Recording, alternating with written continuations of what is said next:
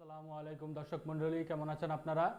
আশা করি ভালো আছেন। আপনারা দেখছেন আপনাদের প্রিয় চিকিৎসা বিষয়ক চ্যানেল আল-মদিনা হোমিও চিকিৎসালয়। এই চ্যানেলের মাধ্যমে আপনাদের রোগ সংক্রান্ত নানা রকম তথ্যাবলী দেওয়া হয়, হোমিও ওষুধ নিয়ে নানা রকম তথ্যাবলী দেওয়া হয়। আশা করি আপনারা আপনাদের সমস্যা অনুযায়ী ভিডিওগুলো দেখছেন এবং উপকৃত হচ্ছেন। তো বন্ধুগণ, বরাবরের মতো চলে এসেছি আপনাদের মাঝে নতুন একটি রোগ নিয়ে, নতুন একটি বিষয় নিয়ে। তো আজকে আমি যে বিষয় নিয়ে আলোচনা করব, এই বিষয়টি হলো কফযুক্ত কাশি, যাকে ডাক্তারি ভাষায় বা ইংরেজিতে বলা হয় কফ উইথ ফ্লেগম, এই সমস্যাটি নিয়ে। তো যারা এই রোগটিতে ভুগছেন এবং যারা এই সম্পর্কে বিস্তারিত জানতে চান, পুরো ভিডিওটি না টেনে দেখবেন। আর যারা আমার চ্যানেলে নতুন এসেছেন, অবশ্যই চ্যানেলটি সাবস্ক্রাইব করে পাশে থাকা নোটিফিকেশন বেল আইকনটি প্রেস করে দিবেন, যাতে প্রত্যেকটি ভিডিও আমি ছাড়ার সাথে সাথেই আপনারা পেয়ে যান। তো বন্ধুগণ, প্রথমেই আমরা জেনে নেই কাশি কি কি কারণে কাশি হয়, কাশি কয়ভাবে রকমের হয়, এবং শুষ্কযুক্ত কাশি বা কফযুক্ত কাশি কি কি ওষুধ খেলে এই সম্পর্কে আমরা এই বিষয়টি নিস্তার হবে এই সম্পর্কে। তো বন্ধুগণ, বাংলাদেশে শ্বাসতন্ত্রের রোগগুলোর মধ্যে সর্বাধিক প্রচলিত একটি রোগ হচ্ছে কাশি। সব বয়সের মানুষেরই জীবনে কোনো না কোনো সময় কাশি হয়ে থাকে। কাশি হলে বুঝে নিতে হবে শ্বাস প্রশ্বাস নালীর কোনো না কোনো জায়গায় সমস্যা হচ্ছে।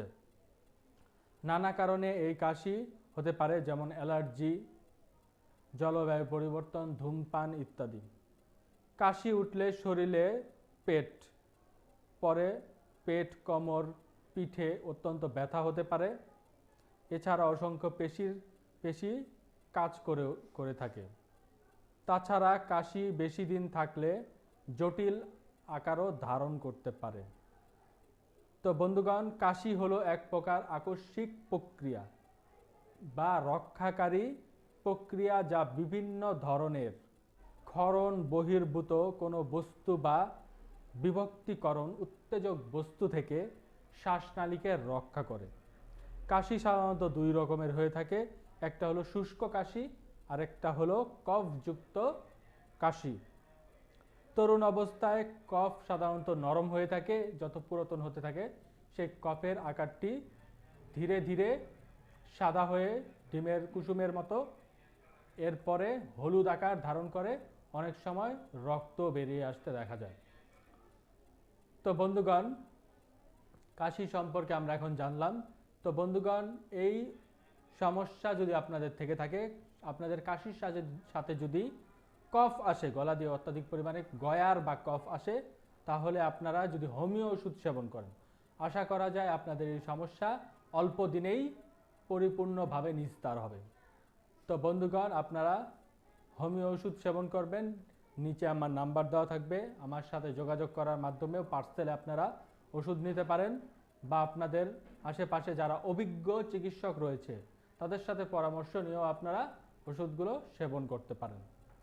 তো বন্ধুগণ, এখন আমি যেসব ওষুধের কথা বলবো তা যদি আপনার লক্ষণের সাথে মিলে যায় তাহলেই আপনারা সেবন করবেন, আর যদি লক্ষণের সাথে না মিলে তাহলে আমার সাথে পরামর্শ নিতে পারেন বা নিকটস্থ অভিজ্ঞ চিকিৎসকের পরামর্শ নিতে পারেন।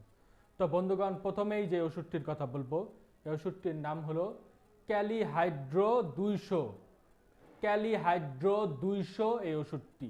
বন্ধুগণ, এই ওষুধটির লক্ষণ হচ্ছে ঠান্ডা লেগে যদি আপনাদের কাশি হয়, কাশি অধিক দিন যদি থাকে, আর কাশলে যদি আপনার মুখ দিয়ে গয়ার উঠে বা কফ উঠে, পরিমাণ যদি অত্যাধিক হয়, কাশের স্বাদ যদি নোনতা হয়ে থাকে, কাশতে কাশতে রোগী যদি দুর্বল হয়ে পড়ে, তাহলে আপনারা এই ওষুধটি সেবন করাতে পারেন।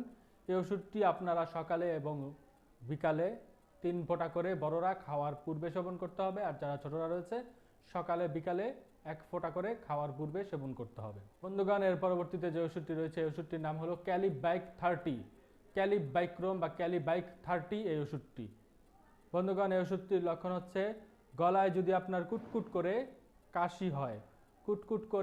কাশি হয়, কাশতে কাশতে অধিক পরিমাণে যদি কফ উঠে, ফেলতে গেলে আঠার মতো যদি ঠোঁটের মধ্যে লেগে থাকে, হাত দিয়া টানলে যদি আপনার সুতার মতো লম্বা হয়ে বের হয়ে আসে, টানলে দড়ির মতো লম্বা হয়ে যাবে, এই রকম যদি লক্ষণ থেকে থাকে, চটচটে আঠালো যদি হয়ে থাকে, তাহলে আপনারা এই ওষুধটি সেবন করতে পারেন।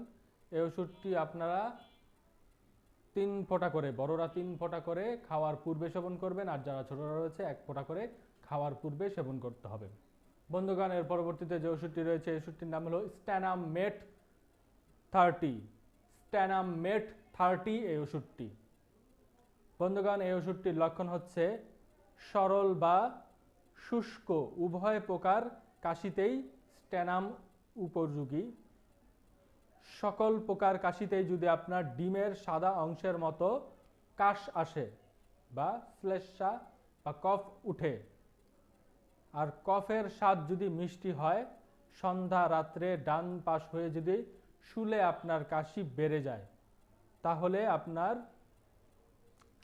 এই ওষুধটি সেবন করতে হবে। পানি পান করলে যদি আপনার কাশি বেড়ে যায়, তাহলে এই ওষুধটি সেবন করবেন। এই ওষুধটি আপনারা যারা বড়রা রয়েছেন 3 ফোঁটা করে খাওয়ার পূর্বে সেবন করবেন, আর যারা ছোটরা রয়েছে 1 ফোঁটা করে খাওয়ার পূর্বে সেবন করতে হবে।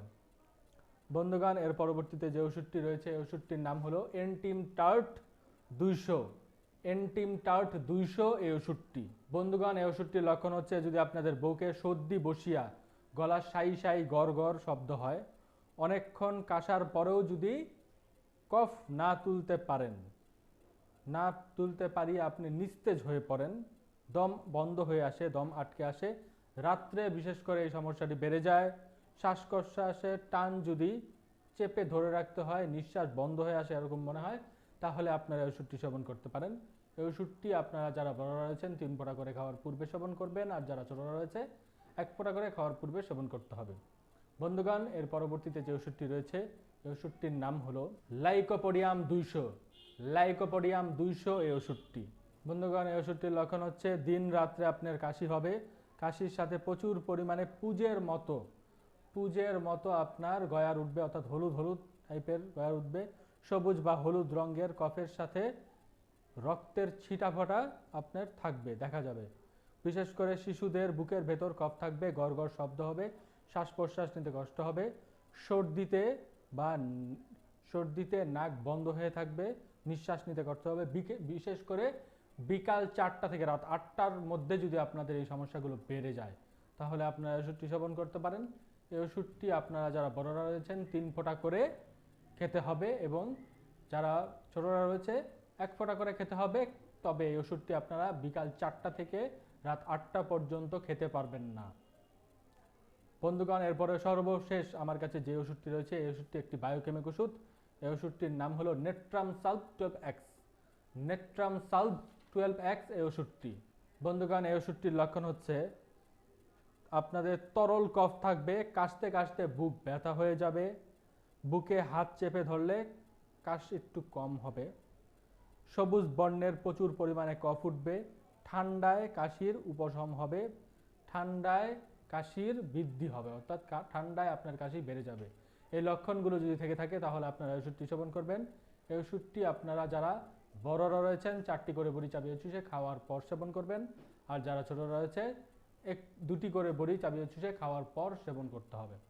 বন্ধুগণ, আমার কফযুক্ত কাশির এই ভিডিওটি আপনাদের কেমন লেগেছে অবশ্যই কমেন্টে জানাবেন, বন্ধুদের সাথে বেশি বেশি শেয়ার করবেন, এবং চ্যানেলটি সাবস্ক্রাইব করে আমাদের পাশে থাকবেন।